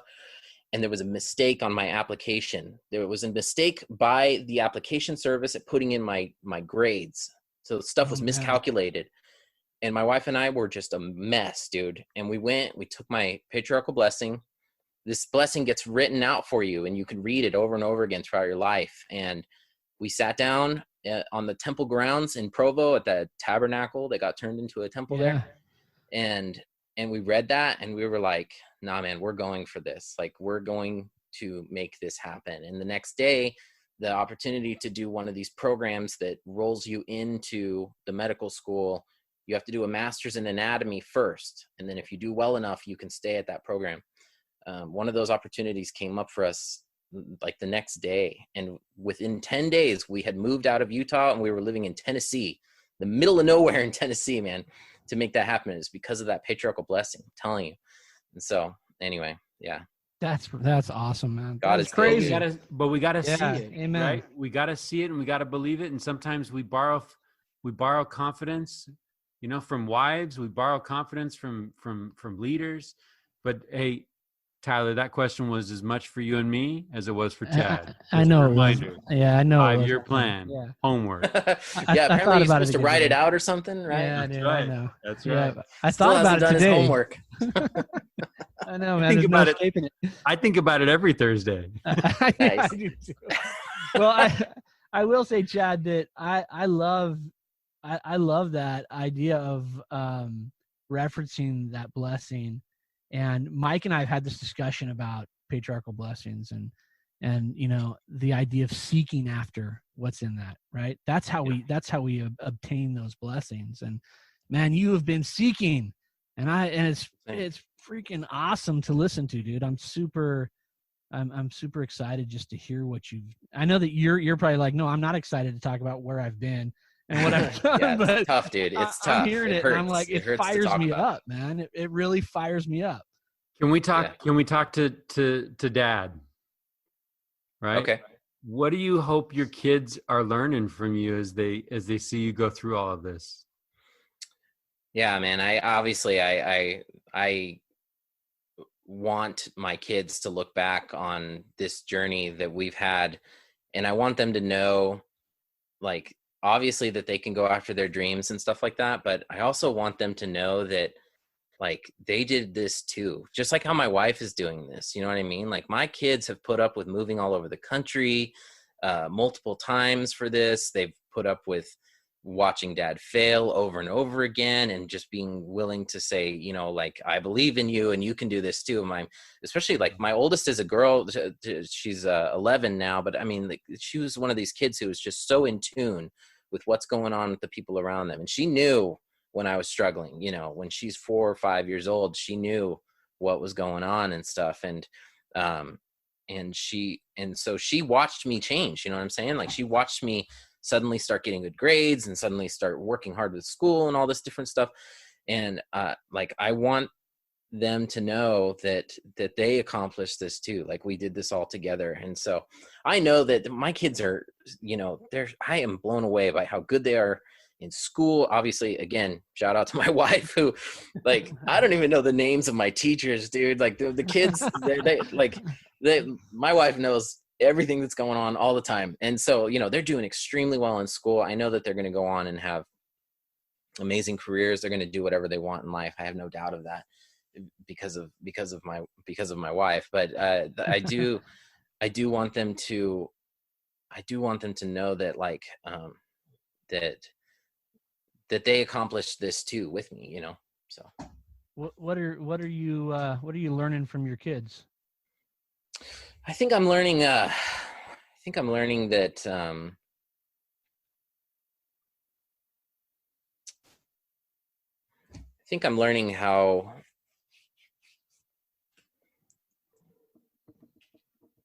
how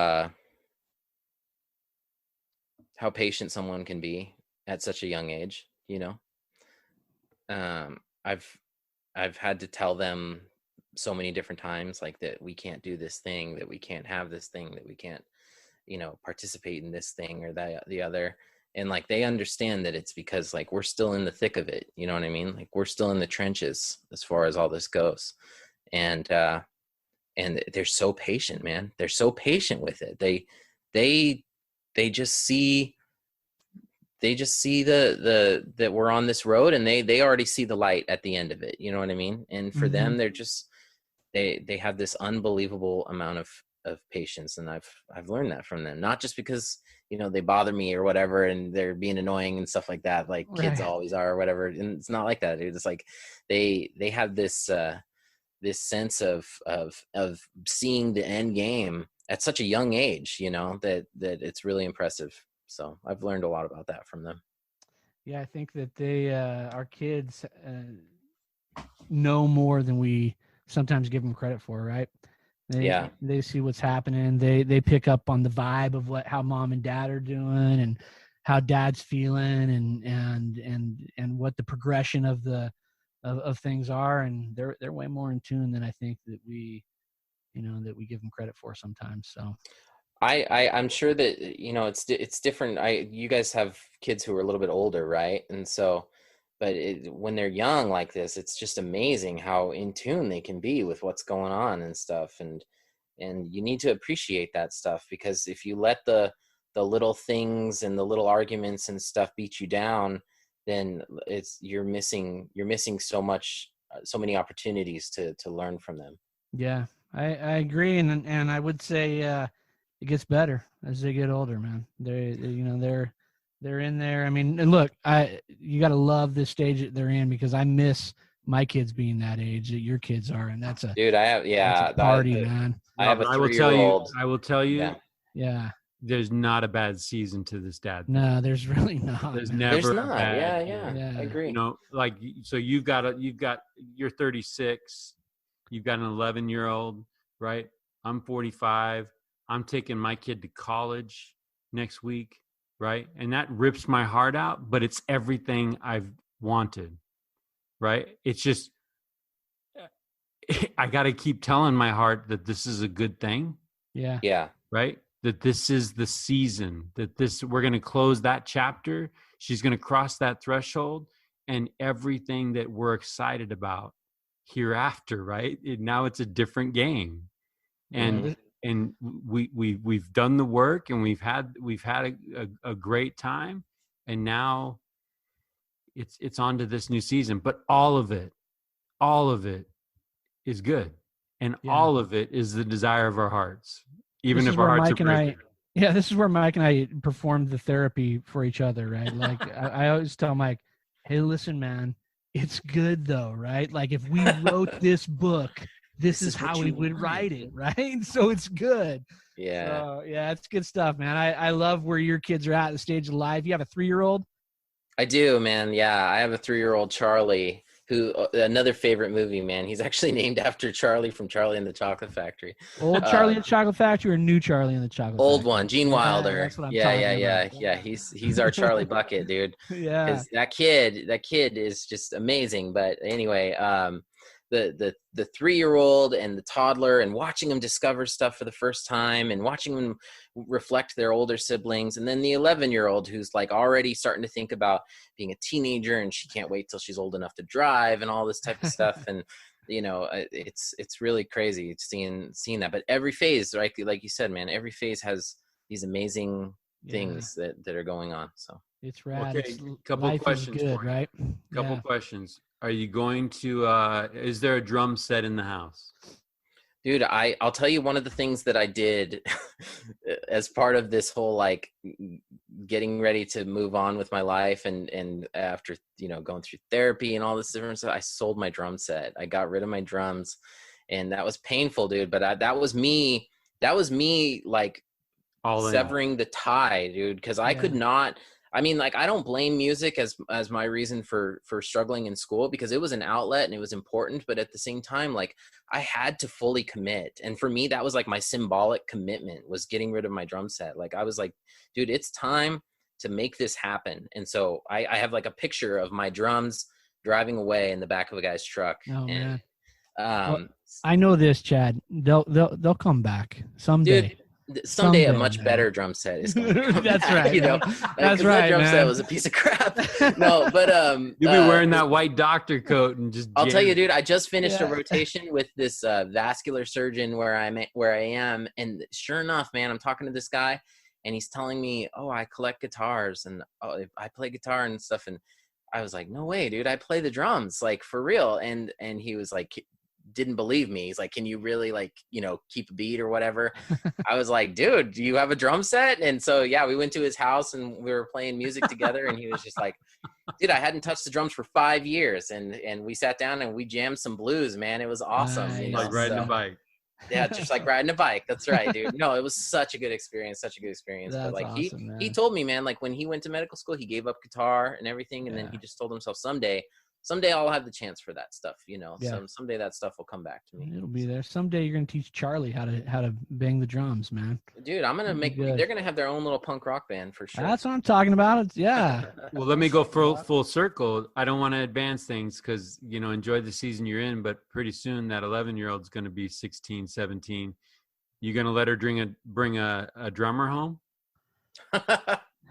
Yeah, dude, I think so. Like, That's right. I'm okay with that. I'm okay if she finds a punk rocker, dude. I'm okay with that. You know Before what I mean? the show, Mike asked me if Sydney brings home a punk rocker, are you gonna be okay with that? I said, yeah, man. I'm okay Yeah. with that. You know? That's good. That's good.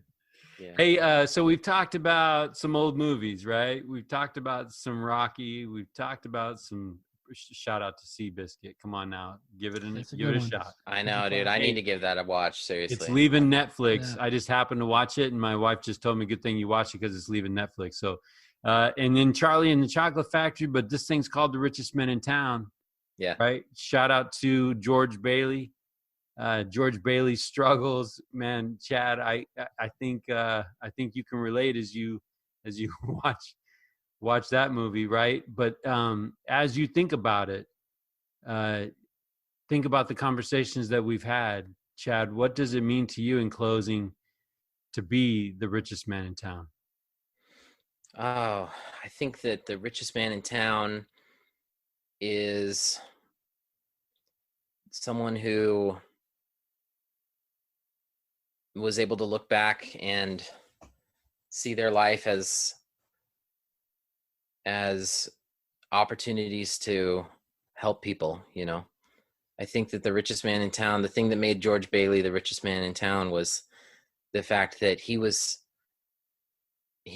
couldn't walk away from a situation where he knew people needed his help, right? And for me, that's a person who has that kind of a heart in them that is just unable to walk away from a situation where he can help and do something is a man who is truly rich, you know.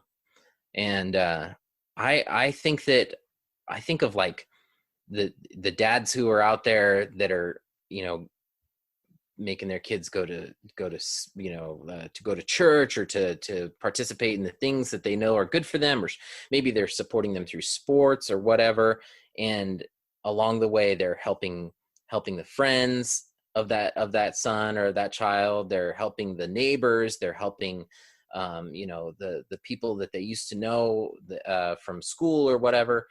I think that the richest man in town is somebody who is out there unable to walk away from someone who truly needs their help. I love that. Hey, Chad, we just met, right?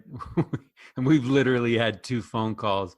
So I'm going to give you a little piece of advice that's just coming to my mind right now, and you can take it, leave it, you can shove it, you can roll it up and smoke it. But that dream of you being in a small town, making a big difference, someday you're going to be presented, right? You're going to have to do what people have to do to get through what the next 5 years is going to be like. If you show your heart, it's done. Right? You can show what you know, but if you can let people in on the heart, like you just did with us for the last hour and a half, it's going to open doors, and you're going to be able to use those hands to save lives, right? To make that difference. And I just want to applaud you for your efforts, because I know along the way, man, there had to have been a lot of times where you're like, out. I'm out, right? I'm done. And I just thank you for keep on going on, right? And if there are people listening to you, and if one person can just keep on, done. Absolutely, right? man. Done. We can pull the plug on this program and be done. If one person listened to Chad and just keeps that dream alive, dream, pipe dream, whatever, if it's something out there, go get it. Right. So thank you, Yeah. man. Thank you for Yeah. being true to you tonight. I'll say, Chad, I love the description of the richest man in town, you know, and the not being able to walk away from someone that needs help. And I'm impressed by your story tonight. And I would say that you're that guy, man. You're the richest man in town. And it's funny because your whole journey, right? Where do you describe that you're going to end up? I'm going to end up in a small town, right? Helping people, making a difference. And that's it, right? At the end goal is to be the richest man in town, to be able to help people. And I'm stoked that I know like you, Bedford my friend. Falls, like Bedford Falls, Like brother. Bedford Falls, that's Yeah, right. I almost said Potterville, but yeah, Bedford Falls, man. But You know, listen, and George Bailey was grumpy that whole time he was helping people, but he couldn't walk away, right? And That's right, man. in the end, he realized that that's truly who he was, and that's what brought him the most happiness. Yeah. I'm stoked to call you a friend. I'm stoked to call you a brother. I'm stoked to know a punk rock doctor. You know, I'm fired up about that. And you know, one of these days, the Rocket Fuel is the Key. We'll have a little reunion, you know, and we'll jam a little bit. So Yeah. we do have a little friendly competition because, Chad, as you know, sometimes I bring the friends, sometimes Tyler brings the friend. I just tip my hat to Tyler Gould tonight because you crushed it with Chad. Thank you. It was fun, man. Let's do it again. Let's keep in touch, and let's not make this another what has it been, 10+ years, you know. Let's make it more often. Thank you guys. Thank you for putting this together and working on this project, because it's making a difference for a lot of people. I know it's making a difference for me. I love listening to these conversations, and I'm not a TED Talk, guru self-help book type guy at all. And so the being exposed to this show has actually made a really big difference for me. All that stuff, all that knowledge that you guys have is getting disseminated. So thank you. Well, you're having us a good luck on the road trip, right? Yeah. Thank you. Good luck on the audition, man. Thank you, guys. All right, man. Love you, brother. All right. Love you too. Have a good night. All right. Night.